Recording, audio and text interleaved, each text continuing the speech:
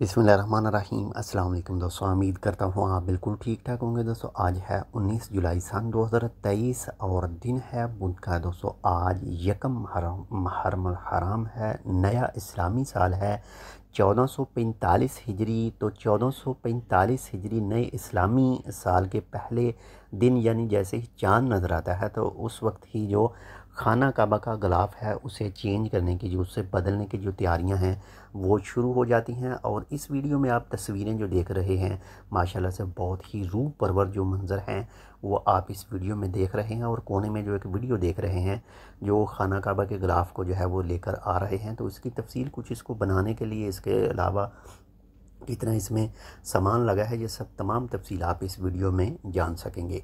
थोड़ी बहुत जो तफसील है वो आप इस वीडियो में जान सकें। मस्जिद अल हराम में मंगल और बुध की दरमियानी शब, जो शब गुजर चुकी है, इसमें ग़िलाफ़ काबा को तब्दील किया गया है। हरमैन शरीफैन इंतज़ामिया के सरबरा आला शेख डॉक्टर अब्दुल रहमान अल सदेस की ज़ेर निगरानी किंग अब्दुल अज़ीज़ कसोवा कम्प्लेक्स के माहिरीन की एक टीम ने यह काम मुकम्मल किया। अरब न्यूज़ और अल अखबारिया के मुताबिक ग़िलाफ़ काबा को बांधने वाले सुनहरी कड़ों को हटाने, पुराने ग़िलाफ़ की जगह नए ग़िलाफ़ की तब्दीली के अमल में 3 से 4 घंटे लगते हैं।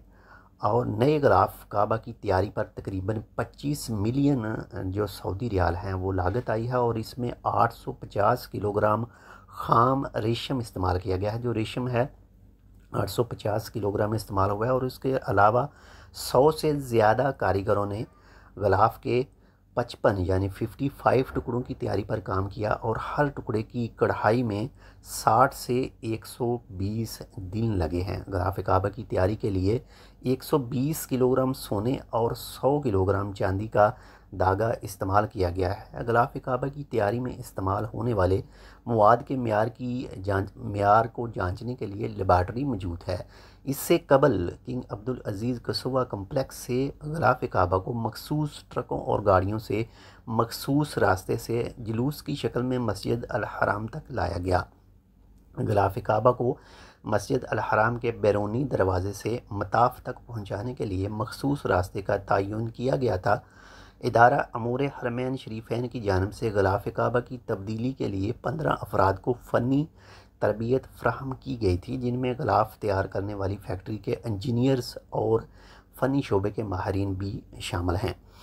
वाज़ेह रहे कि ग़िलाफ़ काबा तब्दीली के तमाम अमल के दौरान हर एक हिस्से को अलहदा काबा के बलाई हिस्से पर लाया जाता है, जहाँ से फिर इन्हें उतारा जाता है और पिछला ग़िलाफ़ उतार लिया जाता है। ये अमल 4 मरतबा बारी बारी दोहराया जाता है जब तक कि नया ग़िलाफ़ चढ़ा ना दिया जाए और पुराना उतर ना जाए।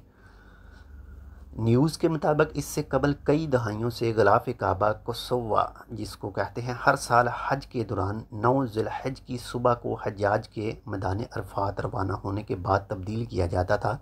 गुज़श्ता साल ऐलान किया था कि ग़िलाफ़ काबा तब्दील करने की सालाना तकरीब अब हर साल यकम मुहर्रम को मुनक्कद होगी।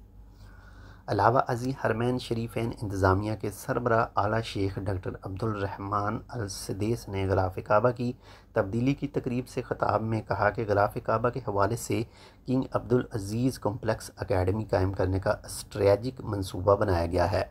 उन्होंने कहा कि अकेडमी में सऊदी नौजवानों को ख़ुसूसी कोर्स और तरबियत दी जाएगी।